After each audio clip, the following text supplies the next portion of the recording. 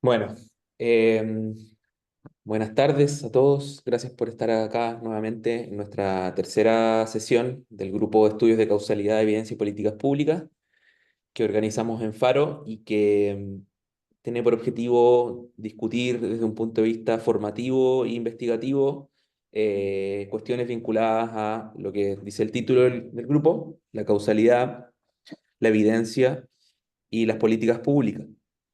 Eh, para los que no han estado antes, bueno, las dos sesiones anteriores, la primera la charla la dio Luis Mireles Flores acerca del tema de causalidad y políticas públicas, y la segunda tuvimos a Francisco Díaz, que fue una charla muy interesante porque él trabaja en el laboratorio de gobierno, es cientista político, y nos habló de la práctica que ahí se lleva a cabo en torno a cómo el laboratorio identifica algún problema de política pública, diseña soluciones, las testea y las va implementando en base a la evidencia.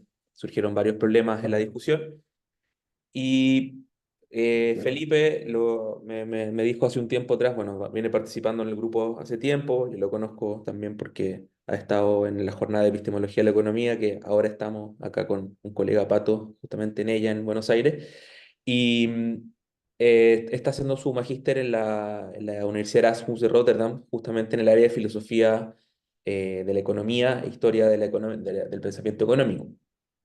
Y viene muy bien su presentación porque, si pudieron ver el borrador, em, se aproxima a temas que son parte de los tópicos de este grupo, pero que no habían sido tratados de manera explícita en las sesiones anteriores, que son los temas vinculados con ética, evaluación y políticas públicas, y filosofía política también en general. Felipe, bueno, es profesor de filosofía, magíster en economía también de la USACH. Como les contaba, estaba haciendo su magíster en Holanda. Y es muy bienvenido también que haya presentado un paper, un borrador, porque justamente la idea de este grupo es generar ese tipo de feedback, alimentación que permite el discutir con pares, ¿cierto? Lo que uno va eh, desarrollando. Así que sin más, los dejo con Felipe y bueno, esperemos que sea buena la discusión y que tengan varias preguntas, críticas, comentarios que hacerle a su trabajo. Adelante, Felipe. Sí, bueno, muchas gracias, Lucas. Y bueno, y a todos también por estar acá y espero que las sesiones que vengan, como las anteriores, sean igual de provechosas. Bueno, obviamente no voy a poder discutir todo el paper porque es muy largo, ¿no? Hay un montón de argumentos implicados, pero espero hayan podido leerlo, entonces probablemente en la discusión van a salir las cosas que no vaya a tocar en la presentación, que va a ser más bien corta, respecto al primer argumento de la primera parte. Un contexto general, digamos, de la presentación es que el proyecto se enmarca dentro de la idea de, ok, en general, en economía del bienestar, los métodos de evaluación de política en general o de acciones, uno podría pensar más en términos generales, son métodos que uno llamaría welfaristas, ¿no? No uso la palabra bienestaristas porque se puede confundir de repente en ética, en filosofía, hay otras posiciones que se llaman bienestaristas, entonces tengo que usar este neologismo un poco feo, pero para diferenciarlo de posiciones, por ejemplo, no sé, en ética animal se habla de bienestarismo, entonces no quisiera que se mezclaran esas cosas. Entonces le llamo welfarismo a este tipo de posiciones que, que en realidad comparten todos ciertos criterios que son básicamente eh, hijos, algunos más legítimos y otros menos legítimos del utilitarismo, ¿no? ¿En qué sentido? Bueno, eh, básicamente toda estos métodos de evaluación asumen y dependen de la idea de que existe algo así como una función de bienestar individual, ¿no? Y una función de bienestar social, ¿no? ¿No? En general, si uno además le agrega ciertas propiedades, por ejemplo, no sé, agregación, existe algo así como un ranking de política de acuerdo a un número, ¿no? Entonces, típicamente se utiliza, por ejemplo, en teoría de impuesto óptimo, Ahora se está usando mucho en cambio climático, por ejemplo, y también se está utilizando no sé, en evaluación en salud, por ejemplo, se utiliza mucho. Esto que se conoce como, en su nombre general, el marco de las funciones de bienestar social, uno podría llamarlo así. Sí, Lucas, si pudiese poner ahora el PowerPoint, sería... está puesto, perdón. Que no sé por qué me aparece mal aquí. Voy a... no, está todo bien. Ya. Bueno, entonces... eh,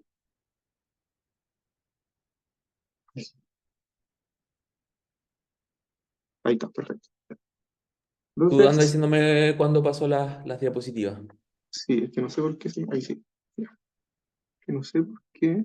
Denme un segundo que voy a... ya, no sé por qué no puedo ver yo la diapositiva.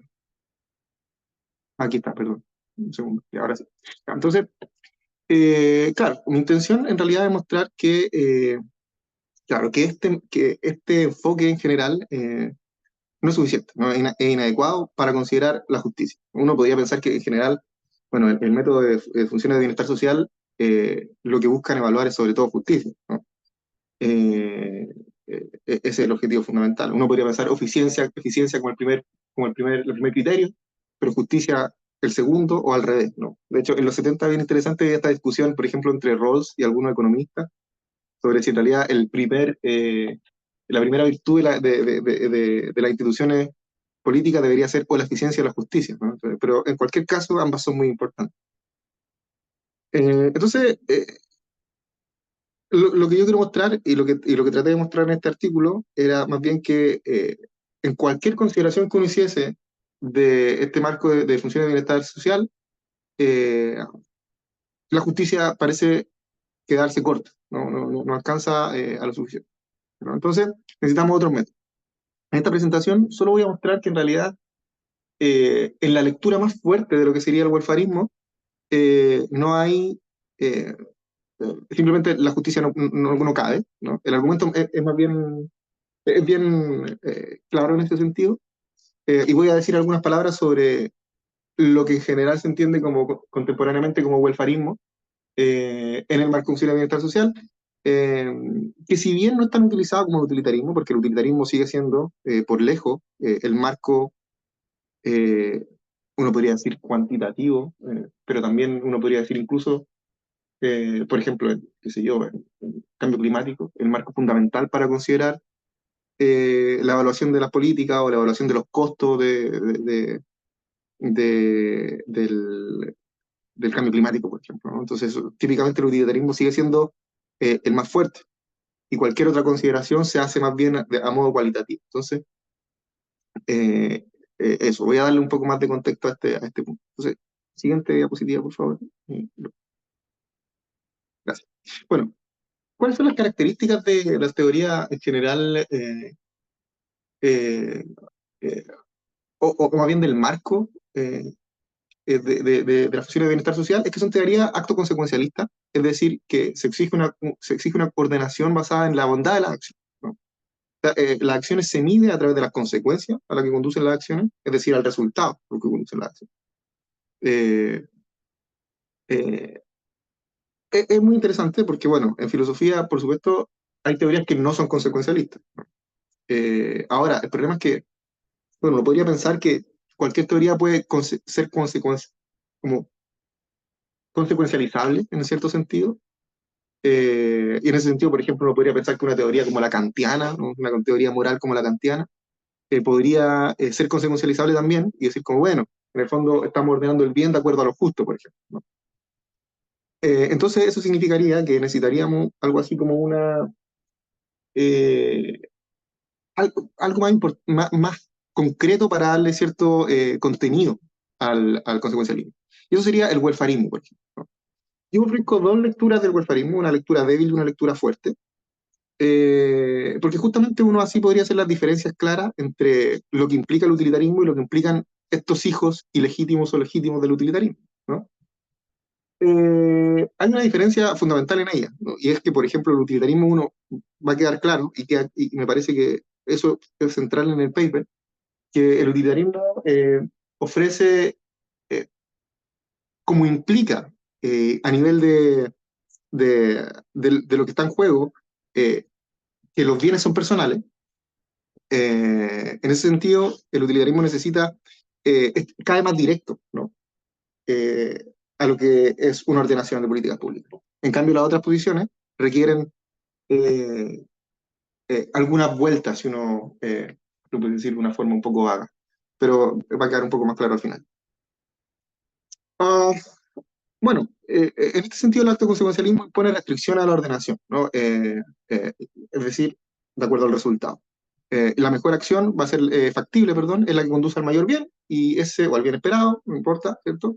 Por lo tanto, va a ser la correcta. Por ejemplo, muchas de las discusiones actuales, por ejemplo, uno de los filósofos y economistas más famosos al respecto es Matthew Adler, que ahora es el editor principal de la revista Filosofía y Economía, escribió hace muy poco un libro, una introducción a la función de bienestar social, y justamente parte con esta idea de que en realidad una de las ventajas de este enfoque es que permite, como era de esperarse, pensar en, en resultados que no son muy claros, ¿no? Sino que son probabilísticos. Entonces uno puede hacer pago esperado al respecto, etcétera. Bien interesante en ese punto. Hace poco, de hecho, hace un año, publicó un libro general sobre el uso de la función de bienestar social en una teoría un poquito más exigente a nivel ético, que sería el prioritarismo, ¿no? Prioritarianismo, que justamente sería algo así como una lectura, esto no es tan así, ¿no? Pero una lectura un poco simplista de lo que implicaría, por ejemplo, la filosofía política de Rawls, ¿no? Esta idea de darle prioridad, ¿cierto?, a los que están peores, ¿no? Hoy se entiende que en realidad el prioritarianismo no es lo mismo que la política de Rawls, pero entendería que a grandes rasgos por lo menos comparten varias características que lo hacen un buen proxy, ¿no? Que lo hacen un buen proxy. Entonces, siguiente diapositiva, por favor. Gracias. Entonces, las dos posiciones del welfarismo que ofrezco son el welfarismo fuerte, que básicamente dice que el resultado está determinado únicamente y es siempre sensible al bienestar individual, y cada persona está igual de bien en el resultado X, por ejemplo, que en el resultado Y, y los dos resultados en este caso son igual de buenos. Nótese que en ambos casos, por ejemplo, o sea, B, en ambos casos, en welfarismo débil como en el welfarismo fuerte, sí, es básicamente indiferencia de Pareto. Es básicamente una indiferencia de Pareto, que es lo típico que se utiliza cuando uno modela welfarismo, ¿no? Por ejemplo, esta discusión viene de los 70, con Amartya Sen, ¿no? Cuando él dio, uno podría pensar las condiciones formales de lo que significa una política welfarista, etc. Y si bien en el caso de Sen y en el caso de la teoría de la elección social, el welfarismo está definido en términos mucho más formales, por ejemplo, los requerimientos de neutralidad, etcétera, no es tan importante para nuestra discusión, en parte porque no tiene ninguna relevancia, sino que más bien la relevancia está en estos términos, ¿no? En el hecho de que, sobre todo, de que en el welfarismo fuerte el resultado está determinado únicamente y es siempre sensible al bienestar individual, y en el caso del welfarismo débil, el resultado está determinado por el bienestar individual y es siempre sensible a él, ¿no? No, no me saqué debajo del sombrero estas definiciones, en tanto traté de dar algunas referencias de autores eh, que trabajan en estos temas y que dan definiciones que son ambiguas al respecto, ¿no? Entonces, por eso doy estas dos interpretaciones. Pero justamente hacer esta diferencia genera mucha claridad respecto a las diferencias entre el utilitarismo y entre las otras posiciones que uno podría llamar welfaristas en general, ¿no? Siguiente, por favor. Entonces, como dije en la presentación de hoy día, solo voy a argumentar por qué el welfarismo fuerte no puede lidiar con los requerimientos de justicia, básicamente. ¿Ya? Como ustedes vieron en el paper, en realidad yo argumento ahí que ni welfarismo fuerte ni welfarismo débil puede lidiar con las necesidades de la justicia, pero bueno, como no hay tanto tiempo, voy a solo abocarme al primero. ¿Ya? Entonces, ¿qué es lo que implica welfarismo fuerte? En primer lugar, como ya dije, B en welfarismo fuerte es básicamente indiferencia de Pareto, pero A es básicamente una cosa que podríamos llamar nosotros el principio del bien personal exclusivamente, ¿no? ¿Qué significa el principio del bien personal exclusivamente? Que A, estrella, un hecho que caracteriza cualquier resultado dado, puede modificar la ordenación social solo si es un bien personal, ¿no? Es más o menos directo de A en welfarismo fuerte. No creo que haya alguna duda al respecto, en cualquier caso podemos discutirlo, pero básicamente, ¿por qué? ¿No? Porque el bienestar individual es una medida del bien personal, ¿no?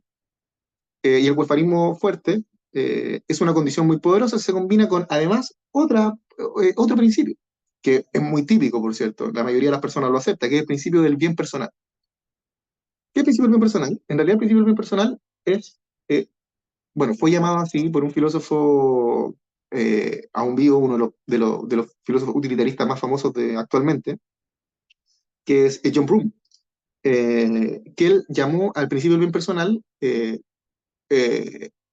al principio de eficiencia de Pareto para la relación de bondad, digamos, ¿no? Para la relación de bondad. Por cierto, ese libro es uno de los libros actuales es del 91, si no me equivoco, pero es uno de los libros de fundamentos del utilitarismo probablemente más importantes de la filosofía utilitarista reciente.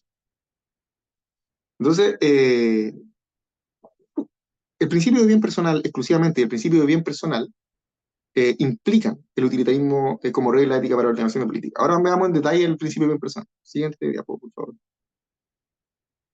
Bueno, el principio de bien personal dice simplemente, como ya dije, eficiencia de Pareto, que dos alternativas son igualmente buenas y son igualmente buenas para cada persona. Y si una alternativa es al menos tan buena como otra para todos, bueno, definitivamente mejor, y definitivamente mejor para alguien, entonces, básicamente, ¿no?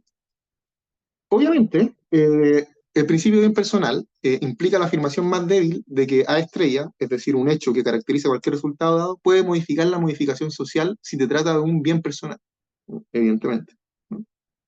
Y además, por cierto, ¿no? Si el principio bien personal únicamente y, y el principio de bien personal son verdaderos, entonces eso implica conjuntamente que A estrella puede modificar la ordenación social si solo sigue un bien personal. Eso es interesante, ¿no?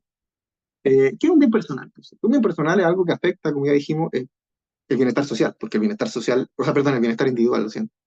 Porque el bienestar individual es una medida de un bien personal. Es decir, cualquier cosa que afecte al individuo y a su bienestar en particular, ¿no? O sea, ese es el punto. Siguiente, por favor, Lucas. Entonces, eh, bueno, dado, por lo tanto, B en el principio de bien personal, y la última conclusión, esta eh, equivalencia, podemos concluir entonces que un resultado mejor si solo se transmite más bien personal. Por último, esto implica el utilitarismo, ¿ya? Estoy suponiendo, por supuesto, que el bienestar individual es cuantificable, que las comparaciones interpersonales de utilidad tienen sentido. Yo sé que a algunos economistas esto puede parecerle ya demasiado extraño, digamos, como aceptar comparaciones interpersonales, pero en cualquier caso, ¿no? Cualquier método de evaluación de políticas públicas eh, eh, que sea un poquito más poderoso, digamos, que el análisis de costo-beneficio, implica comparaciones interpersonales. No hay forma de escapar de eso. Entonces, un resultado es al menos tan bueno como otro si solo si la suma del bienestar individual en X, al menos tan bueno como en cualquier otro, eh, eh, eh, ¿cierto? Cualquier otro caso. Entonces, eso sería básicamente utilitarismo.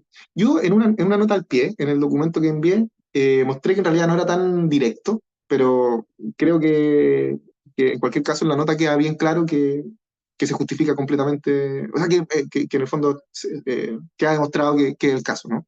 Yo sé que ahora puede parecer un poco raro, puede parecer un poco rápido, ¿no? Pero si van a los detalles después en el documento, si no lo han leído, creo que en esa nota al pie queda bien claro por qué este es el caso, a pesar de lo rápido del argumento en cómo lo estoy dando ahora, ¿ya? Pero es interesante en este sentido porque el utilitarismo es consecuencia directa del hecho que en realidad el bienestar social solo eh, que es un resultado determinado únicamente por el bienestar individual y no otra cosa. Es una consecuencia directa de eso.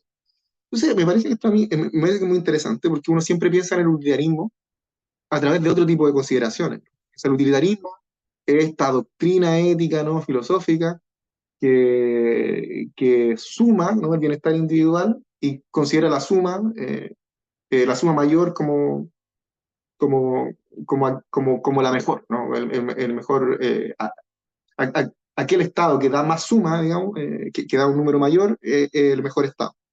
Pero en este caso, la consideración del utilitarismo viene de otra consideración mucho más, podríamos llamarle metafísica, ¿no? Que es esta idea de que en realidad solo el bien personal es lo que vale. Entonces, me parece que eso es importante, ¿no? Ahora, y este es el punto, ¿no? El punto es que, claro, muchas personas no quisieran aceptar el utilitarismo, por muchas razones. El utilitarismo es insensible, por ejemplo, a la desigualdad, ¿no? El utilitarismo implica, por ejemplo, poder sacrificar los intereses de algunas personas en pos del bien, de un bien social. Um, yo diría que esas dos son las más grandes, ¿no? Hay algunas otras cosas que uno podría decir, pero en principio diría que lo más importante es que, claro, el utilitarismo implica esto que se conoce como, no respeta lo que Rawls llamaba la separación de las personas, eh, y tampoco, ¿cierto? Bueno, lo que dije primero, ¿no? Entonces, siguiente, por favor. Entonces, bueno, bueno, lo primero que había dicho, perdón, era que el utilitarismo es insensible a las desigualdades, ¿no? Insensible a las desigualdades. Eh, entonces, bueno, ¿cómo rechazar el utilitarismo entonces? Tenemos tres opciones, ¿no? La primera sería rechazar el principio del bien personal y con ello el utilitarismo, ¿no? Pero bueno, problemático, ¿no? Porque rechazar el principio del bien personal es rechazar una condición de eficiencia, que por cierto casi toda la gente comparte, ¿no? La mayoría de las personas aceptan el principio de Pareto, de eficiencia de Pareto, y en realidad no hay muchas razones filosóficas ni éticas eh, para rechazar el principio de bien personal, eh, además de las consecuencias que tiene, pero uno diría como, bueno, el utilitarismo tiene sus problemas por otras razones, no por el criterio de eficiencia de Pareto, leído por supuesto desde esta perspectiva. Entonces, me parece que como no hay razones suficientes para, o por sí mismas, para, para rechazar el principio de lo impersonal, entonces me parece que este no es un camino viable para nosotros. Además que, por cierto, ¿no? Esto implica abandonar Pareto y abandonar un criterio de eficiencia que uno llamaría mínimo. Entonces, bueno, este es el primer paso, me parece que no es un paso, no es un camino disponible. Otro camino disponible sería argumentar que la equidad en el utilitarismo sí tiene cabida, ¿no? Esto, por ejemplo, algo que han argumentado algunas personas, por ejemplo, Brum mismo, ¿no? Defensor del utilitarismo. Brum dice, bueno, ocurre que se puede lidiar con las consideraciones de equidad dentro del utilitarismo si consideramos que en realidad la equidad es un bien personal, ¿no? Y esto se hace típicamente en economía, por ejemplo, cuando uno considera estos modelos que tienen, por ejemplo, preferencias sociales, ¿no? Modelos con preferencias sociales, en las que la equidad, ¿cierto? O qué sé yo, ¿no? O la desigualdad um, afecta a las funciones de utilidad individuales, ¿no? Por ejemplo, en teoría de juegos se ha usado, hay un modelo muy conocido, el 99 de Fer, no recuerdo con quién más, pero Fer y otras personas, sobre preferencias sociales, ¿no? Entonces, claro, si uno dice, bueno, si la equidad afecta dentro de las preferencias individuales de los sujetos, entonces tal vez el utilitarismo sí puede considerar la equidad, ¿no? Bueno, ¿cuál es el problema con este camino? ¿No? Que es el camino que toma Brum, por ejemplo. Bueno, uno podría decir como, ok, eso significa entonces que la equidad es un bien personal, ¿no? Por ejemplo, que los individuos tienen aversión a la desigualdad, ¿no? Y que la desigualdad afecta negativamente a su bienestar. Esto podríamos llamarle igualitarismo individualista, si lo quieren, ¿no? Que por cierto es una consecuencia directa del principio de bien personal únicamente. Pero supongamos que esto es cierto, ¿no? Que la equidad es un tipo de bien personal, ¿no? Si al mismo tiempo el bien no es independiente de lo correcto, ¿no? Eh, y lo correcto, supongamos que, me parece que todos vamos a estar de acuerdo con esto, porque lo correcto implica equidad, ¿no? Sea lo que sea equidad, ¿no? Pero implica algún tipo de ordenación que considera la relación o que considera la distribución, más o menos, ¿no? Entonces el bien no puede ser personal, porque tenemos un caso, ¿no? Si el bien es dependiente de lo correcto, Entonces, el bien es una función de lo correcto, y lo correcto no puede ser personal, obviamente, ¿no? Porque lo correcto implica distribución, ¿no? Ahora, nótese que si lo correcto implica equidad, entonces la distribución de lo que es bueno, que es una función de lo correcto, importa, ¿no? Ese es el punto, ¿no? Y por lo tanto, una vez más, no podemos concluir que el resultado es mejor si solo si transmite más bien personal, ¿no? Porque la distribución importa. Entonces, esa es la primera parte del argumento. La segunda parte, para negar este camino, se le dice que, bueno, que si el bien es independiente de lo correcto, entonces, bueno, una función de bienestar social, utilitarista, no dice nada sobre lo correcto y por lo tanto nada sobre la justicia. Entonces, está bien, ¿no? Podríamos evaluar, ¿no?, políticas públicas a la luz del utilitarismo, pero no serían evaluaciones válidas desde el criterio de justicia, ¿no? Que es todo el punto, ¿no? Entonces, esta vía tampoco parece estar disponible para nosotros. Eh, en este caso, entonces, la equidad no cabe. Un último camino, que sería rechazar directamente un welfarismo fuerte y adoptar en su lugar welfarismo débil, y con ello rechazar el utilitarismo. Bueno, me parece que de todos los caminos posibles, el único camino eh, que realmente se puede tomar para considerar criterios de justicia es el camino 3, ¿no? Que de hecho es el camino que ha seguido la historia del desarrollo de, digamos, de la filosofía en la justicia distributiva y también en economía de justicia distributiva. Eliminar o no considerar esta idea de que el utilitarismo es el único camino posible y tomar consideraciones de justicia de otro lado. El siguiente, por favor.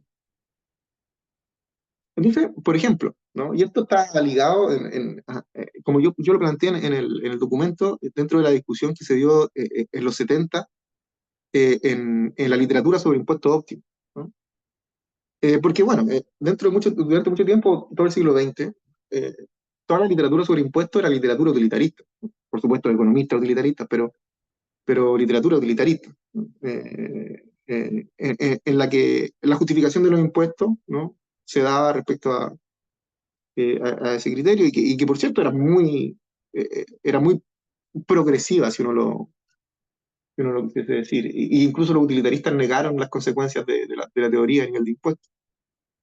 Entonces, durante mucho tiempo no hubo otro jugador en el campo, digamos.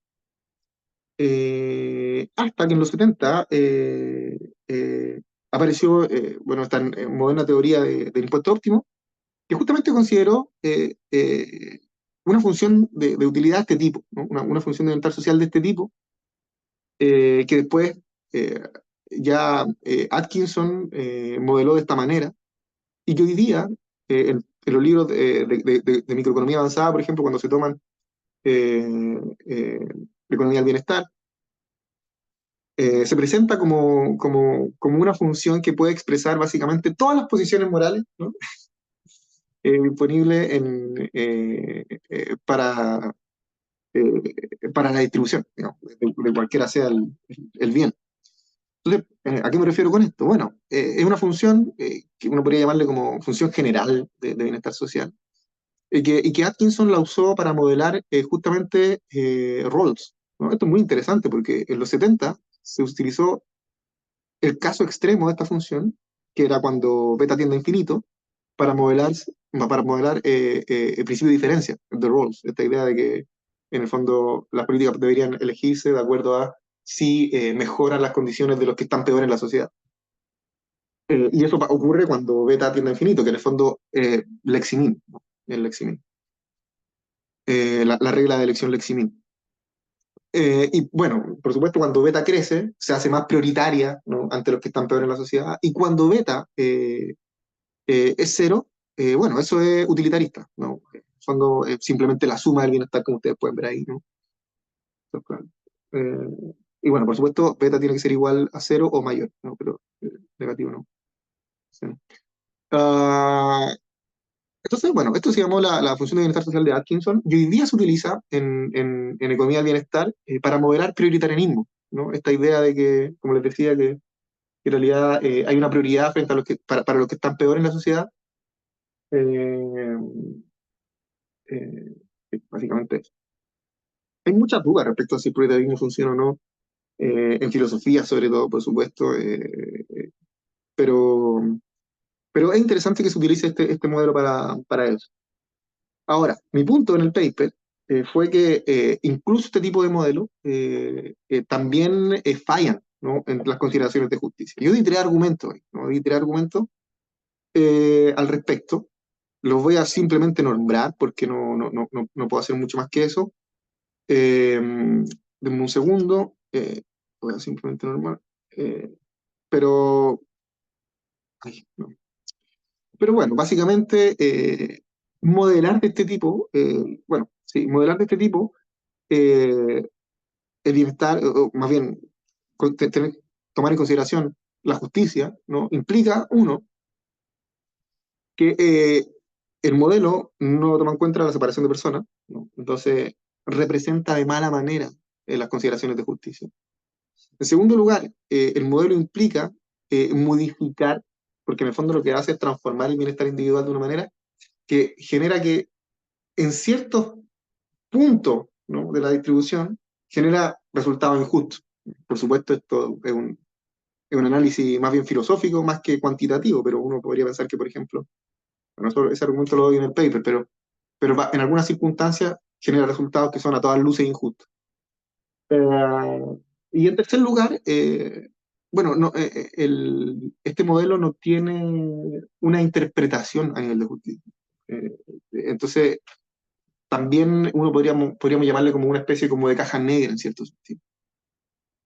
Entonces, bueno, esos son mis argumentos para rechazar el welfarismo débil también. Bueno, por supuesto no puedo decir mucho más al respecto, pero lo importante, y tal vez como el objetivo fundamental del paper, era justamente mostrar eh, que si queremos evaluar políticas públicas, ¿no?, desde un criterio de justicia, probablemente necesitamos, y cuando digo necesitamos me refiero a que hasta donde yo sé, no existe simplemente un modelo matemático eh, que no sea, que tome en consideración eh, criterios de justicia y que no sea welfarista. Hay varios caminos disponibles, pero que no están muy claros todavía. Como yo dije al final del paper, claro, una opción es usar criterios de justicia que se basen, por ejemplo, en claims o en merecimiento, algo así, pero no hay una teoría sistemática disponible hasta el momento. Aunque me parece que hay algunos caminos que se podrían seguir, pero eso lo podemos dejar para la discusión. Eso. Muchas gracias, Felipe.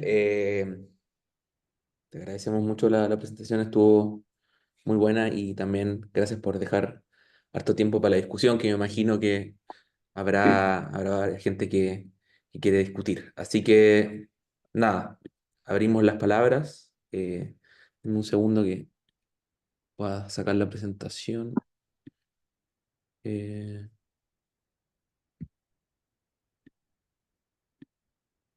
ya.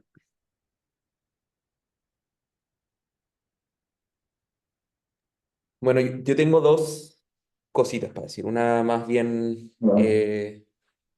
marginal y terminológica, pero con igual su importancia. Y otra más discutir uno de los argumentos que desarrollaste. Eh, y antes de eso, bueno, me parece que lo que estás trabajando es un temazo en filosofía política, en economía y qué bueno que lo estás viendo a este nivel de profundidad.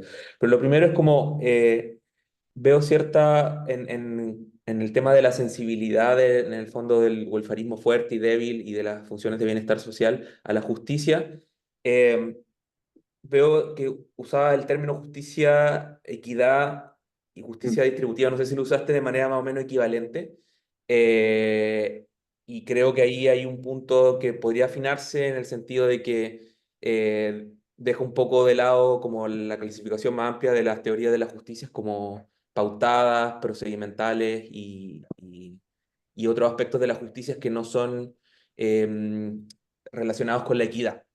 Incluso tú mismo el tema de la separación de las personas, bueno, tampoco algo que se vincula directamente, es un tema importante de la justicia, pero no tiene esa relación con las consideraciones de equidad que, que, que sí tiene la idea más de justicia distributiva, las teorías prioritaristas, suficientanarista, etc. Entonces, como O sea, yo creo que diciendo que lo está acotando a ese lado de la justicia, se soluciona el problema. Como que la discusión no puede fluir. Pero después lo que quiero es como tratar de defender la segunda vía del trilema que planteaste, ¿cierto? La vía, ¿cierto? De considerarlo un bien personal. Y lo pienso hacer como pensando en un poco en lo que fue Hume, Adam Smith y después Harsanyi. O sea, la vía con la que quiero defenderlo es como qué se entiende por personal. Si es que las preferencias de las personas son una, ¿cierto? De respecto, si tenemos una sola ordenación de preferencias, bueno, creo que la idea de lo que planteaste de que lo correcto implica sensibilidad a la distribución y que por lo tanto no, la distribución no es un bien personal y por lo tanto no puede ser esa vía, va bien. Pero el concepto, por ejemplo, de observador imparcial que desarrolla Smith, Hume y que después de alguna manera lo retoma Harsanyi, cuando Harsanyi hace una distinción entre preferencia individual y preferencias sociales, que tiene el individuo, ¿cierto? Las preferencias sociales que tiene el individuo, eh, complejiza la idea de persona y de bien personal. O sea, la idea de que las personas pueden tener una consideración respecto de las preferencias individuales, ¿cierto? Donde pueden haber altruismo, etcétera, y las preferencias sociales, que bueno, ahí eso genera un cacho, un problema que serían las preferencias sociales, pero la idea de Adam Smith es que ese espectador imparcial está de alguna manera en nosotros, es una cosa que es parte de nuestra persona, la conciencia, el daimon, etcétera, que no es reducible, pero tampoco es algo distinto a la persona en comparación a sus preferencias personales.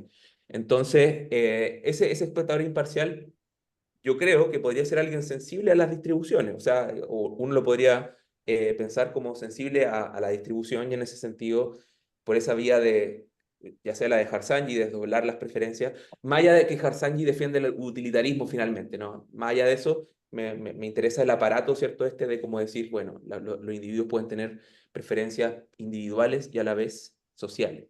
Eh, ¿Te parece como viable esa opción o profundizar en ello o en el fondo que vale la pena como analizarla para tu, tu argumento que descarta esa segunda vía sea más fuerte aún?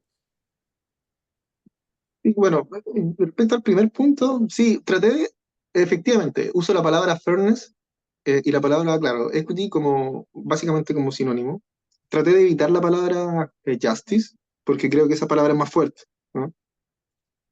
Porque fairness, creo que uno podría, claro, fairness no implica esta discusión de filosofía política que uno podría llamar como, bueno, entre justicia ¿cómo se llama? Pero justamente esta distinción que hace, eh,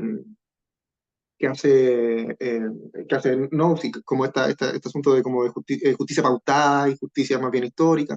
Más bien, fairness, lo único que quiero decir con eso es que básicamente hay una cuestión que se le debe a ciertas personas, ¿no? Hay algo que, hay algo que me deben, ¿no? Entonces, ese es como el punto, ¿no? Hay algo que se me debe, ¿no? Como es muy aristotélico en ese sentido, muy aristotélico. Entonces creo que hasta ahí como que no se presenta, debería tal vez plantear la aclaración en ese sentido, pero claro, evité la palabra justicia en sentido estricto justamente, porque claro, eso implicaría ya una discusión un poco más, pero claro, uno pensaría que darle a cada uno lo que se le debe, sea lo que sea eso, ¿no? Sea lo que sea eso, eh, uno podría plantear que implica equidad en cierto sentido. También sea lo que sea eso, yo uso las palabras de manera preteórica absolutamente hasta el momento, ¿no? Espero plantear lo que eso signifique, si es que se puede plantear una teoría no welfarista al respecto, ¿no? Porque lo que hace welfarismo es decir como, bueno, dado que medimos todo esto a la luz del bienestar social y el bienestar individual, entonces solucionamos el problema. Pero si ese no es el caso, entonces hay que plantear otra consideración de esos términos. Entonces, eso podría decir respecto a lo primero. Respecto a lo segundo, sí, creo que claro, que ese camino es perfectamente posible, perfectamente posible. A mí me parece que, que es implausible en todo caso por razones que... Me parece que la clave en ese argumento está en el hecho de si la justicia, perdón, si lo bueno es independiente de lo correcto o no lo es, ¿no? Porque en principio me parece que si no consideramos eso, ¿no? Me parece que es perfectamente posible pensar que la equidad es un bien personal, ¿no? Sea lo que sea eso, ¿no? Digamos, si está como lo dice Adam Smith, o encontramos alguna metafísica extraña, ¿no? Una descripción del ser humano que plantee que esa cuestión es personal y es perfectamente posible tener preferencias sociales, me parece que eso es perfecto, pero eso no quita el hecho de que el bienestar individual es una medida de un bien personal. Y si el bienestar individual es una medida personal, entonces la equidad sería un bien personal.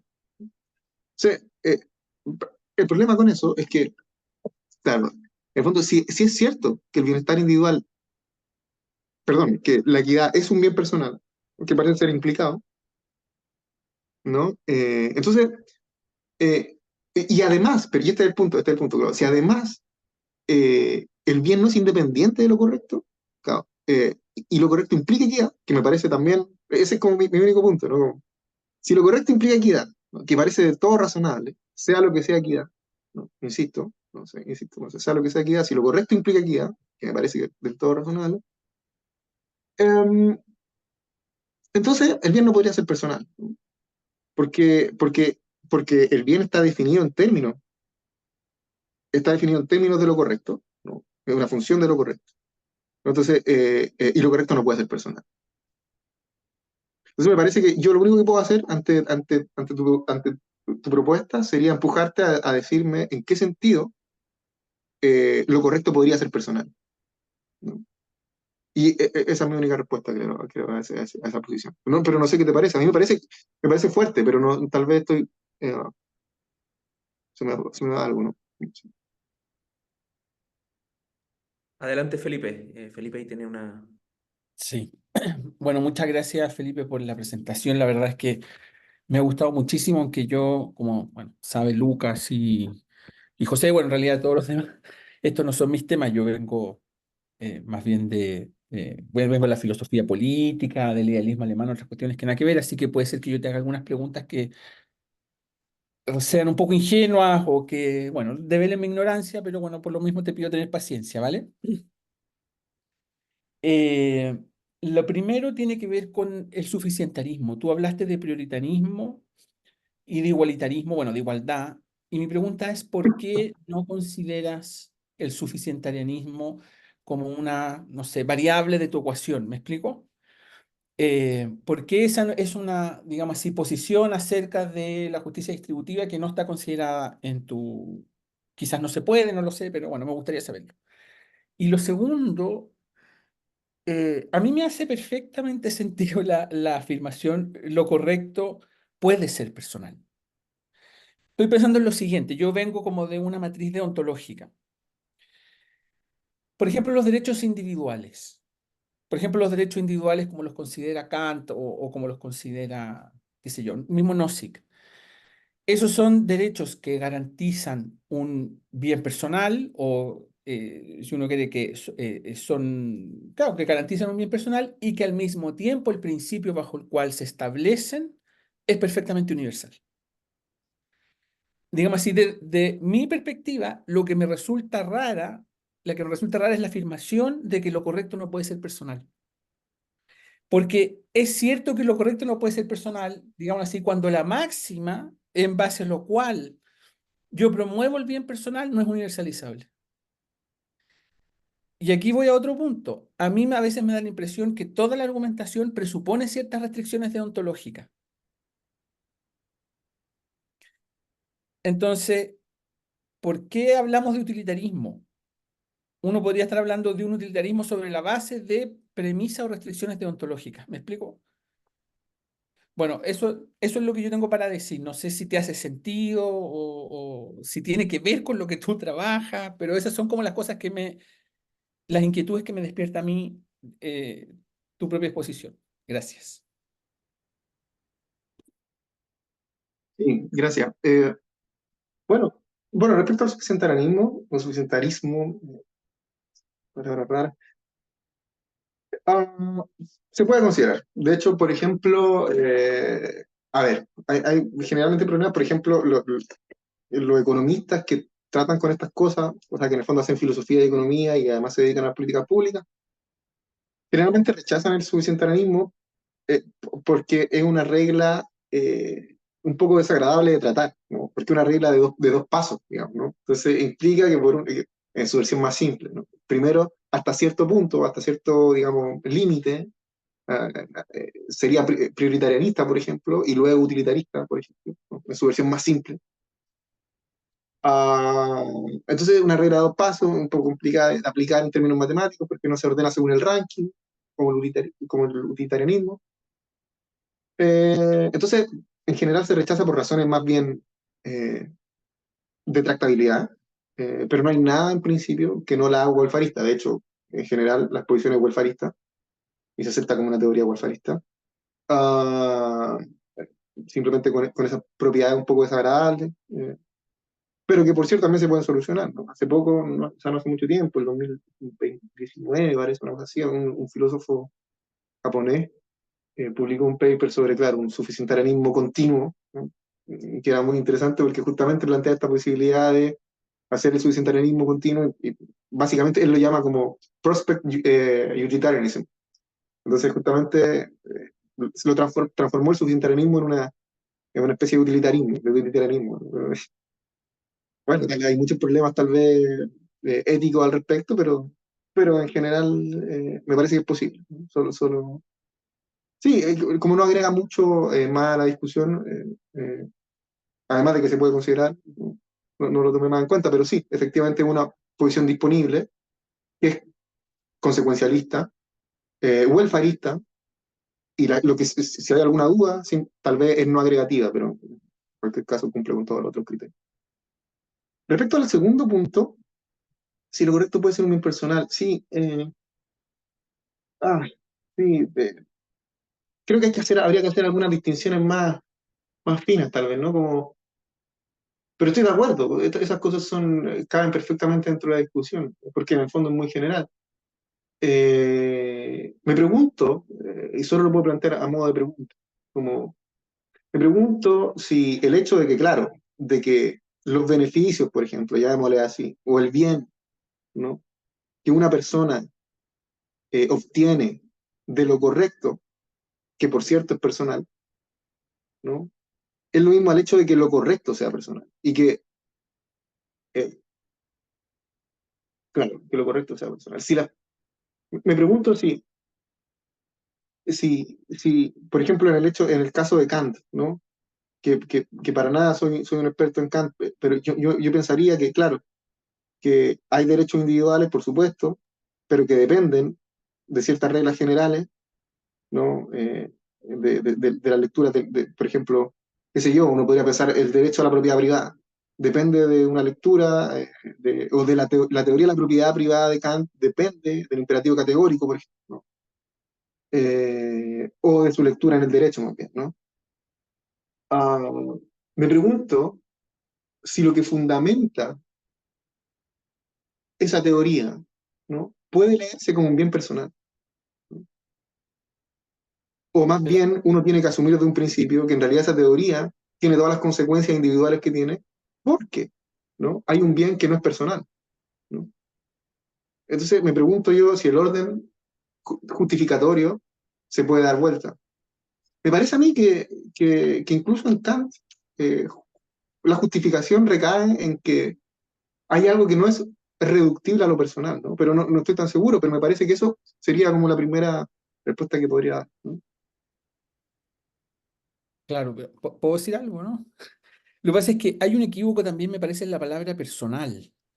Porque, claro, si personal va a ser sinónimo de egoísmo o alguna cosa por el estilo, alguna variante por el estilo, claro, evidentemente no. En ese caso, eh, por ejemplo, la justificación de la propiedad privada no sería en ese sentido, o de cualquier otra institución jurídica, no podría ser personal si es que personal significa eh, egoísta, digamos. No, no, Entonces, no. Sí. claro, entonces, pero hay, por ejemplo, cuando Aristóteles argumenta a favor de la propiedad privada, Aristóteles dice, bueno, eh, una de las razones a favor de la propiedad privada es que la propiedad privada produce un indecible placer a los individuos. Y ahí, a propósito de eso, hace una distinción entre dos formas de amarse a sí mismo. Bueno, que también está en la ética nicómaco. Una que es viciosa y otra que es virtuosa. Entonces uno podría decir, a propósito de eso mismo, que en el fondo una teoría de la justicia tiene que ser capaz de conectar con las cuestiones personales tomadas en el segundo sentido, no en el sentido vicioso, sino en el sino en el sentido virtuoso al que se refiere Aristóteles. Bueno, es una distinción como que incluso también está en Kant, acerca de un amor, por así decirlo, desordenado hacia sí mismo y otro amor que es práctico. Entonces, yo creo que ahí quizás hay una como ambigüedad en lo que significa personal, porque si personal está tomado de modo siempre vicioso, y acá voy a mandarme un carril, en ese caso la economía no es posible nomás, desde el punto de vista moral. Porque en el fondo tiene que haber un modo legítimo o lícito de perseguir el propio interés que no sea contrario a la justicia. Bueno, o sea, eso me parece a mí que tiene que ver como quizás con la ambigüedad del concepto personal, no sé.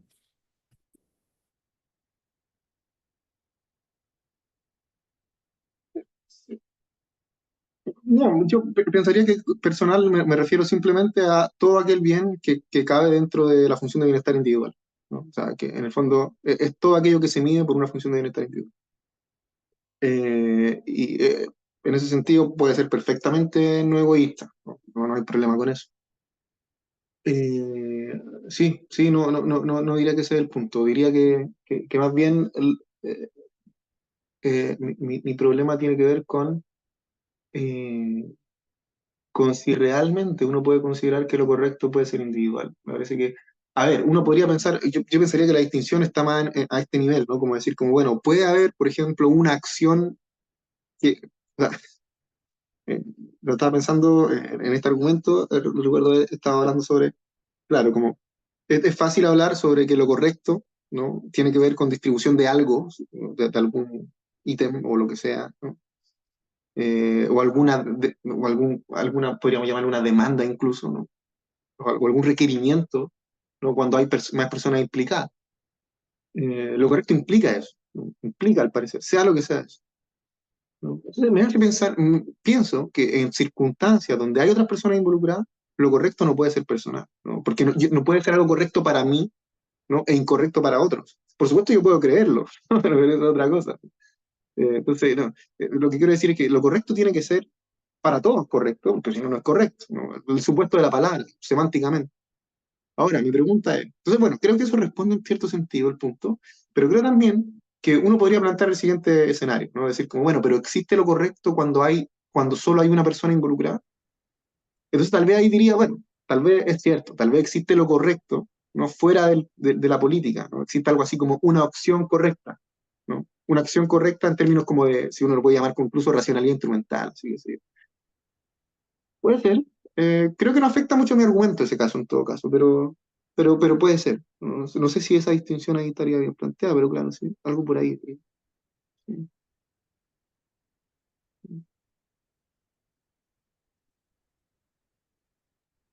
¿Alguien tiene algún otro comentario, otra observación que vaya en otra línea honesta?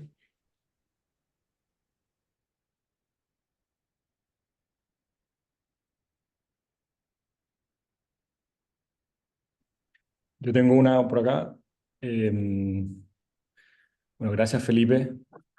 Yo no vengo de la filosofía, vengo más bien de la economía, así que mis disculpas por las imprecisiones conceptuales tal vez, pero me pareció muy interesante tu presentación eh, y quería retomar lo último que dijiste respecto al concepto de lo correcto, que en el sentido de que lo correcto debe ser correcto para todos. Y me parece que cuando se trata de temas distributivos, y en específico de distribución del ingreso, por ejemplo, chuta, lo correcto, o sea, ¿cuál es la distribución del ingreso que la sociedad va a preferir? Me parece que es difícil pensar en un caso en que todos prefiramos un cierto tipo de distribución. Por ejemplo, llegar a un índice Gini, por ejemplo, para ponerlo en términos prácticos, que todo el mundo va a preferir. O sea, ahí me parece que es muy difícil llegar a lo correcto.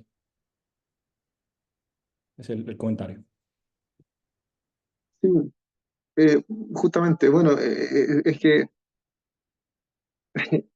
esto, bueno, uno podría llamarlo así, ¿no? Como en todas estas discusiones sobre bienestar social y medidas del bienestar individual, generalmente hay tres grandes teorías, ¿no? O sea, primero, claro, uno dice, bueno, para llegar a la idea de bienestar social, ¿no? Que podría ser una buena manera de hacer ordenamientos sociales, ¿no? De políticas públicas, por ejemplo, que ese es todo el punto. Primero tenemos que medir el bienestar individual. Y en general hay tres grandes teorías de bienestar individual. La preferida de los economistas, que es las preferencias. O sea, en el fondo las preferencias miden bienestar individual. Ahora, dentro de la teoría de las preferencias, como medida del bienestar individual, también hay varios problemas, ¿no? El bienestar, por ejemplo, son las preferencias reales de las personas, son las preferencias ideales, uno podría llamarles como preferencias como, qué sé yo, lavadas, si uno quiere, ¿no? Entonces, ¿son preferencias ideales o son preferencias reales? Pues es difícil que sean preferencias reales porque las personas obviamente tienen cuestiones inconsistentes, a veces van contra su mismo interés, etcétera, etcétera. Las preferencias ideales también tienen otros problemas, aunque me parece razonable, más razonable al menos. Pero claro, también es súper normativo, ¿no? Es súper, tiene otros problemas. Uno podría llamarlo incluso paternalista, ¿no? Que va en contra de todo lo que tienden los economistas a pensar, ¿no? Es el primer camino, ¿no? Que en general toman los economistas. Segundo camino, por cierto, que los filósofos tienden a rechazar, ¿no? Tienden a rechazar las teorías de las medidas de bienestar individual como medidas de preferencia, ¿no? Segundo lugar, medidas hedonistas, ¿no? O experienciales, que uno podría llamarle, por ejemplo, placer, ¿no? O satisfacción de algo, ¿no? Utilitarismo clásico. El utilitarismo clásico mide el bienestar a través de una medida de la experiencia, ¿no? El problema es que uno no sabe cómo medir eso, es muy difícil, es un poco extraño. Ahora hay muchos utilitaristas que todavía aceptan ese tipo de cosas. Por ejemplo, Vroom es un utilitarista experiencialista. Eh, Peter Singer, por ejemplo, otro utilitarista muy famoso, él era experiencialista y se transformó en preferencialista. Pero bueno, la discusión está ahí. La mayoría de los filósofos políticos, al menos, filósofos políticos y morales, tienden a tomar una medida objetiva, ¿no? De lo que significa el bienestar individual. ¿A qué me refiero con una medida objetiva? Me refiero, por ejemplo, a lo que hacen, todo lo que se hizo después de Amartya Sen, ¿no? Se toma un conjunto de elementos, ¿no? Que se dice son aquellas cosas que necesita un ser humano, y se dice si se satisfacen o no, y se miden de acuerdo a algún criterio, ¿no? Agregado, ¿no? Entonces, por ejemplo, lo que hace el índice de desarrollo humano, por ejemplo, ¿no? Es una medida objetiva de bienestar individual.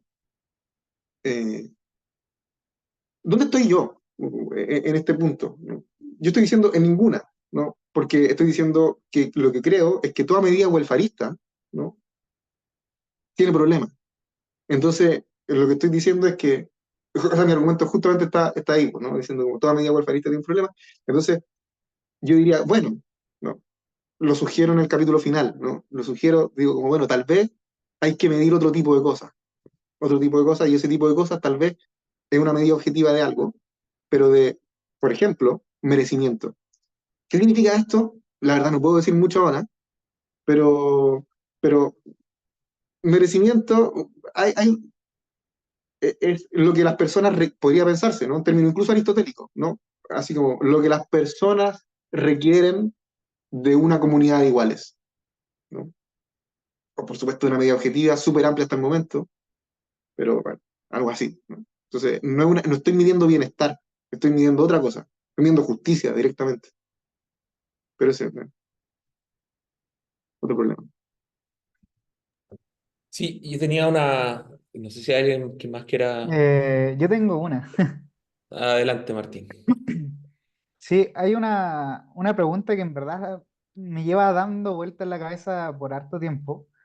Y al final es que si es realmente posible no adoptar un criterio utilitarista en economía, porque, o sea, a ver, por un lado, si bien sabemos en general la micro en el siglo XX con la teoría de las preferencias reveladas y un montón de otros avances, si bien intentó un poco desligarse de lo que es como estas nociones utilitaristas e incluso como los compromisos psicológicos que tenía la economía, y claro, por ahí se podría pensar que entonces sí sería posible como adoptar algún criterio no utilitarista en economía para estos casos, pero por otro lado, si uno presta atención como al vocabulario que se utiliza en economía, parece difícil. Entonces a mí me gustaría saber tu opinión si es que es realmente posible esto, porque por mucho que, no sé, por ejemplo, tú pusiste la función de bienestar social de Atkinson, y al final como que, claro, que modificando el parámetro beta se pueden capturar distintos tipos de compromisos normativos, pero, pero me sigue quedando realmente esa duda. Me gustaría escuchar como tu opinión al respecto. Sí, es cierto. En general los economistas, bueno, pero hay un peso de la tradición, ¿no? Hay un peso de la tradición súper importante ahí, a que las cosas se han hecho de esta manera. Y de hecho es muy loco porque durante mucho tiempo incluso el marco de funciones de bienestar social fue mal visto dentro de los economistas, ¿no? Los microeconomistas dicen como, bueno, esto ya pasó de moda. O sea, después del 33, ¿no? Cuando Robbins va y dice no se pueden hacer comparaciones interpersonales de utilidad, entonces, ¿qué vamos a andar haciendo esto? No tiene sentido, porque cualquier modo de evaluación de políticas públicas que implique, por ejemplo, funciones de bienestar social, implica comparaciones interpersonales individuales. Entonces, muchas personas en economía incluso piensan que ya esto es demasiado, ¿no? Entonces se quedan, por ejemplo, con el método de costo-beneficio, que es utilitarista, 100%. Hay otros métodos, en todo caso. Hay otro método, por ejemplo, ahora muy famoso, actualmente, eh,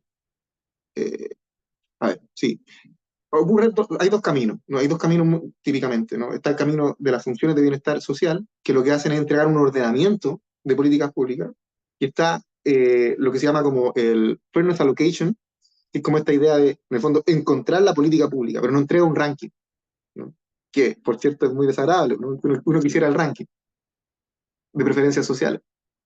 Esta teoría, por cierto, ha avanzado mucho. De hecho, este libro del 2011 de Flaubert y Maniquet, se llama algo así como Bienestar y Justicia, ¿no? Pero fue muy famoso. Y justamente es un método no utilitarista para encontrar, eh, digamos, como fair allocations, ¿no? Ese es como todo el punto. Eh, sí, ahora, claro, ellos abandonan todo rasgo utilitarista, pero ellos están muy comprometidos con una medida del bienestar a través de preferencias, por ejemplo, ¿no? Entonces, ese caso es muy interesante, porque ellos están muy apegados a la tradición, porque ellos van y dicen como, no, nosotros aceptamos medida de preferencia, pero no aceptamos la comparación interpersonal de utilidades, ¿no? Y al mismo tiempo no aceptamos utilitarismo, entonces entregan una medida nueva, ¿no? Pero muy apegada a la tradición neoclásica. Entonces es muy interesante ese caso. Ahora, claro, no entregan un ranking, y uno también lo quisiera, ¿no? Sí. Bueno, por cierto, Manny y Flaubert son ambos eh, como bien versados en filosofía, además de en economía. Y son excelentes, o sea, son economistas de primer nivel y publican generalmente como en revistas top, absolutamente, pero claro, yo diría que ese es un camino disponible actualmente y relativamente nuevo. Entonces creo que se puede, pero claro, igual quedan otras cosas que preguntar, ¿sí? Tenía una pregunta que va por el lado de si no sé si en tu investigación has pensado o reflexionado acerca de cómo se vincula las distintas posiciones que está analizando con la metaética, con los problemas acerca de, bueno, la semántica de los juicios morales, las metafísicas de los juicios morales y qué implican, porque a mí me parece que como está, bueno, como ponerle criterios más fuertes en el fondo a las evaluaciones, que es creo que lo que en parte, bueno, se plantea al rechazar las funciones de bienestar social, y como esta idea de lo correcto como algo, como un bien no personal, es bastante afín a posiciones o realistas, o al menos en el campo de la metafísica de los juicios morales, o cognitivista en el campo de la semántica. Y yo personalmente tengo afinidades con la teoría del error, que no está muy en boga, pero de Maki, y que la consecuencia de la teoría del error, que es decir, en el fondo no existen como hechos morales que hagan, que sean truth makers de nuestros juicios morales, eh, es adoptar una postura más de tipo contractarianista, ¿cierto? En términos de ética, en donde bueno, el libro de Maki se llama Ethics, Inventing Right and Wrong. Entonces, esa idea de inventar lo correcto y que lo correcto, que se vincula a ideas contractualistas, eh, es una postura defendible y que en el fondo yo creo que dialoga directamente con una de las premisas con las cuales vetas la segunda vía, que es decir lo correcto tiene que ser como algo distinto. Y no sé, hay como un montón de cosas para discutir ahí, y ya las discutió un poco Felipe, pero en el fondo entramos en el terreno de la metaética, de una manera no tangencial, sino muy, muy relevante, creo, como ahí tienen que entrar esos debates, yo creo, en tu argumento. Y, prefiero pasar como, claro, saltando, digamos, como rápidamente por ahí. Pero, a ver, eh, tomo un camino pragmático al respecto. ¿En qué sentido? En el sentido de que, digamos, tomo un camino rawlsiano, ¿no? ¿Cómo es el punto? Un camino rawlsiano, en el sentido de que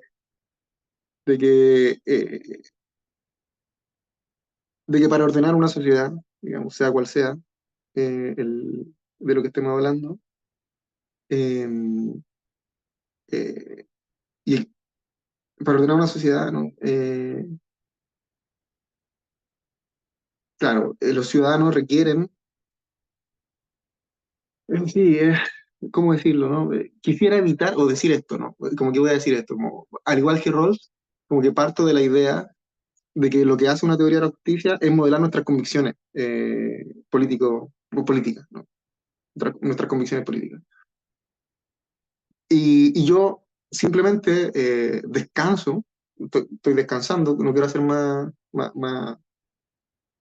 argumentos al respecto, porque claro, como que descanso en el hecho de que sea lo que sea la justicia, ¿no? Tiene ciertas características conceptuales, ¿no? Que la hacen distinta de lo bueno, ¿no? O sea, ese es todo mi punto inicial. Sea lo que sea la justicia, que es una virtud de cualquier sociedad democrática, por ejemplo, así muy a los Rawls, es distinta de lo bueno, y hay que plantear una distinción clara entre cómo es distinta de lo bueno. Eso es lo que trato de mostrar en el fondo, cómo es distinta de lo bueno, eh, y que, claro, y que en el fondo no es un bien personal, ¿no? Eh, Eso es realista, era realista, sí, no estoy tan seguro si es realista. Creo que de momento tal vez tengo que mirar más las consecuencias de esto, pero no estoy tan seguro si estoy comprometido o si implica comprometerme con el realismo, decir que lo bueno es distinto de lo justo. Aceptarlo. No sé si, creo que es todo lo que necesito, pero no estoy tan seguro si es todo lo que necesito, pero creo que es todo lo que necesito. No sé si ves algo más allá, si ves que parece ser que necesito más que eso, pero creo que de momento lo que veo es que necesito que solo sea distinto, pero bueno, y creo que hay buenas razones para pensarlo, pero eso es todo, sí. O sea, lo veo por la vía que tampoco sé si lo implica cuando decís, bueno, lo correcto es independientemente de lo que cada cual crea que es lo correcto, y eso, si bien no, Es que, no sí, implica necesariamente un realismo, nos acerca un poquito más hacia posturas realistas, metaéticas, que tal vez caen en ello o no. Bueno, también comparto no, ese... claro, es que mi pregunta es si se gana algo, o sea, si yo niego eso y digo como, bueno, no, o sea, tú me dices, no, pero es que lo correcto sí puede ser personal. Entonces, la pregunta es como, entonces, ¿por qué existe la palabra? O sea, usemos nuestro lenguaje técnico, quiero decir, nuestro lenguaje técnico, conceptual, entonces mejor no hagamos la distinción entre bueno y correcto, porque digamos que todo lo bueno es un bien personal y no hay nada más que eso, ¿no? Ahora, por cierto, pueden ser que los bienes personales impliquen, no sé, podríamos llamarlo así como estas teorías subjetivas de la justicia, como impliquen que no haya envidia, ¿no? Entonces, lo justo sería aquellos outcomes que son como envy free, ¿no? Entonces, como todos estos modelos económicos que dicen como no, ¿cierto? Los del pastel, que no. Y está bien, me parece que es posible, pero, pero ¿qué ganamos con tener dos conceptos distintos a nivel teórico si es que van a implicar lo mismo? Eso es todo mi punto, ¿no? Pero no sé si.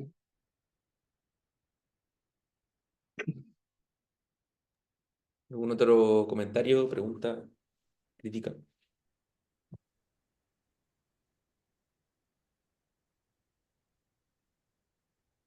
Bueno, No sé, sí. Dale. o sea, yo estoy de acuerdo con eso de hecho, es como, yo decía antes que yo vengo como precisamente de Kant y las teorías deontológicas. Yo estoy de acuerdo con eso de que lo bueno es distinto a lo correcto, digamos, como punto de partida, pero, em, pero no me queda clara aquí como la modulación que se quiere hacer entre ambos conceptos, porque aun cuando, y yo estoy de acuerdo en eso, lo correcto es anterior a lo bueno, digamos así, el bien personal tiene que quedar de alguna manera integrado en la teoría, ¿cómo decirlo? Para permitir la consecución, como dirían los escolásticos, honesta del propio bien. Eh, entonces me parece que ahí puede haber una contraposición que quizás se esté forzando demasiado, no lo sé. Mm.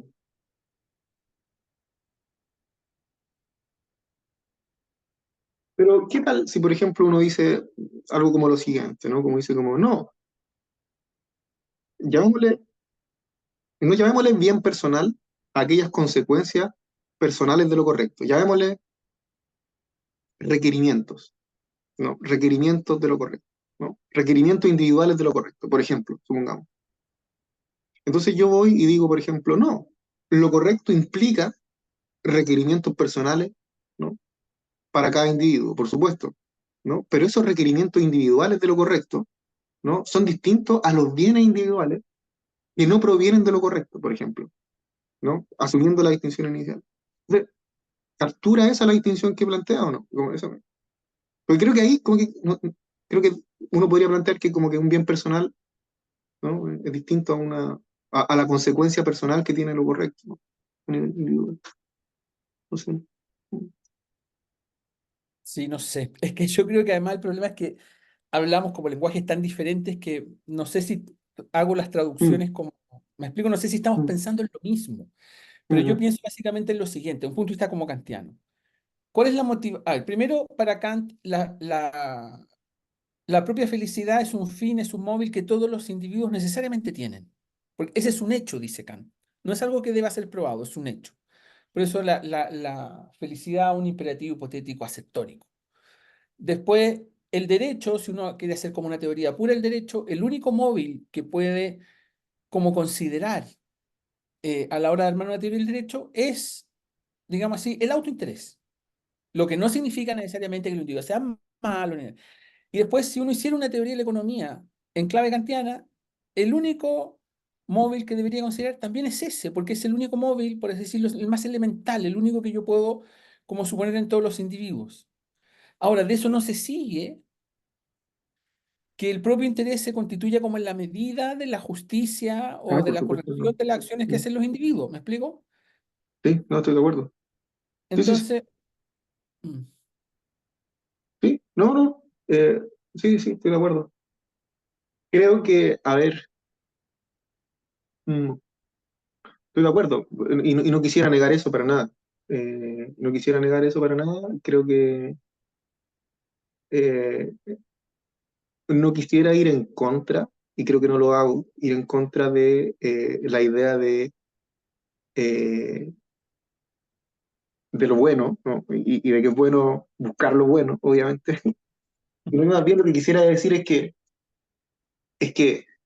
como las instituciones, ¿no? Como las instituciones y las políticas públicas son ordenamientos sociales de algún bien, por ejemplo, ¿no? Eh, dentro de lo que consideramos justo, ¿no? Ese es el punto. Entonces, la justicia es una virtud de las instituciones, no una virtud de los individuos. O sea, ese es mi punto inicial. Entonces son las instituciones las que deberían tomar criterios justos, no las personas.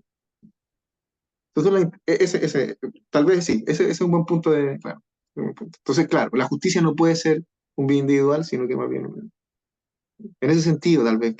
Pero es claro. cierto que en un buen punto debería quedar más claro, sí.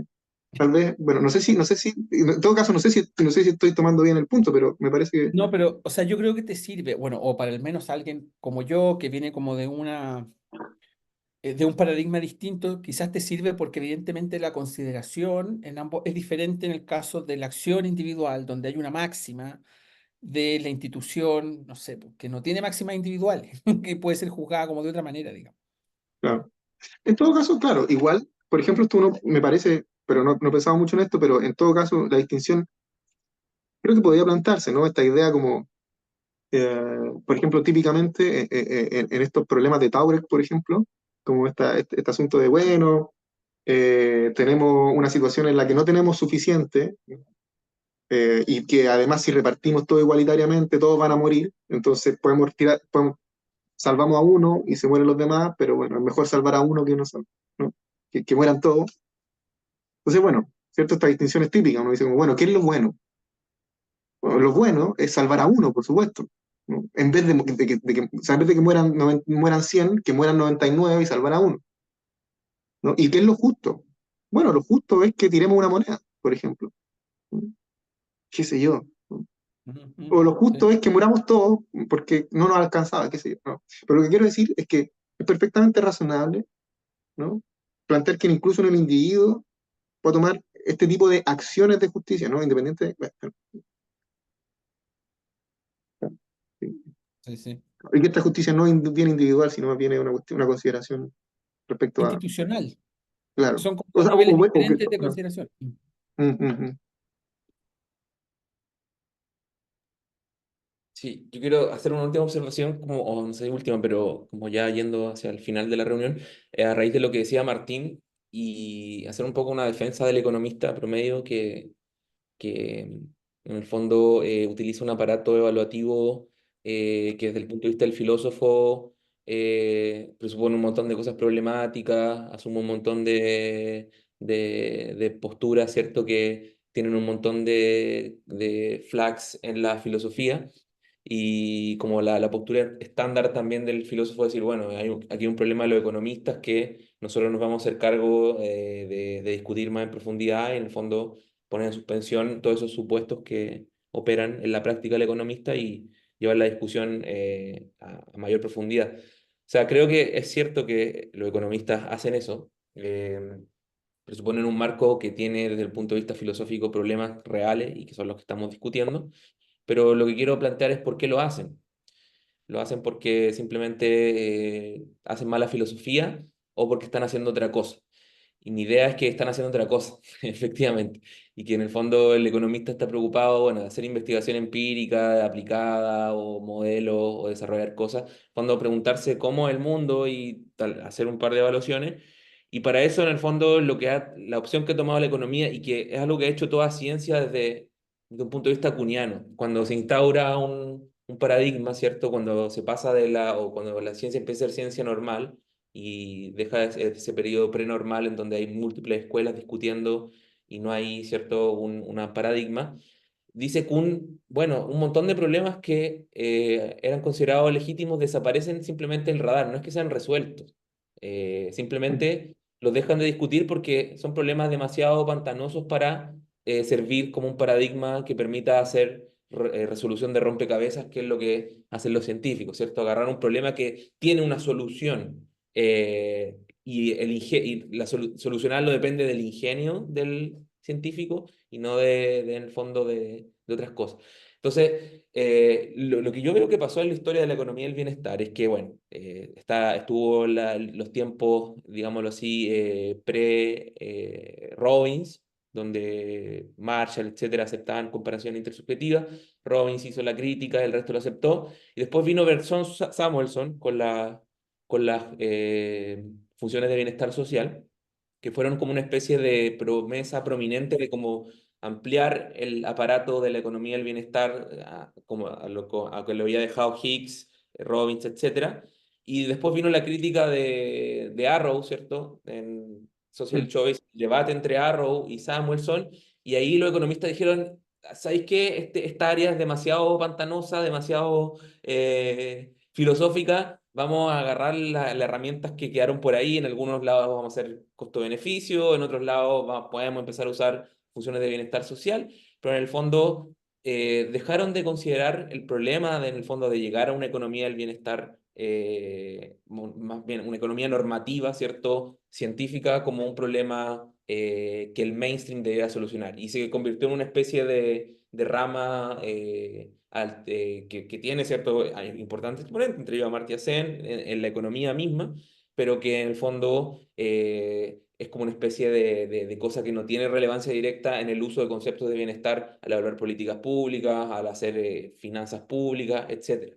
Y yo creo que evidentemente eso no es lo bonito que nos gustaría que pasara, que es que bueno, en el fondo se utilizaran las herramientas y los conceptos y las teorías que son las mejores desde un punto de vista de un análisis profundo y discusión en todo, pero es lo que pasa en toda la ciencia, y yo siento. Y en ese sentido, bueno, no es decir que está mal lo que hace el filósofo o está mal lo que hace el economista, sino entender que están haciendo distintas cosas y no pensar que, todos tienen que hacer lo mismo.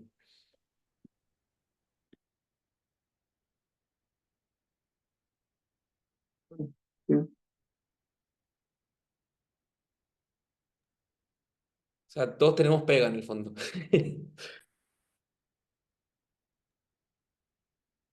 No quedaste mal con nadie. No, hay gente que diría que no, que en el fondo los economistas están asumiendo tonteras y a la inversa. El economista promedio diría lo mismo del filósofo, que está discutiendo cosas que ya están resueltas. Somos nosotros los extraños que le damos un poquito de cabida a ambas. Sí, o sea, igual yo creo que ahora lo que ocurrió fue también que mucha de la discusión sobre justicia en economía pasó a microeconomía y se transformó en teorías subjetivas digamos, de la justicia, ¿no? Ese tipo de cosas como repartir el pastel, ¿no? Sí, sí, ese tipo de cosas, ¿sí? Se hicieron muy populares. Bueno, estamos en la hora. Agradecemos a todos la participación, la discusión que fue realmente muy interesante y agradecemos también que haya ocurrido esta especie de poder conversar entre gente, personas que tenemos lenguajes, formaciones o deformaciones profesionales distintas bueno, en cómo abordamos temas que nos interesan a todos y que Felipe, ¿cierto?, expuso de manera tan clara y la discusión fue muy buena. Así que gracias Felipe, gracias Felipe, gracias a todo el resto eh, por participar y discutir. Vamos Muchísimas a gracias. subir esta grabación y nada, nos vemos en un mes más o menos en la próxima sesión. Gracias. Gracias. Súper interesante. Chao, hasta luego. Chao. Chao, chao. Chao, chao, gracias.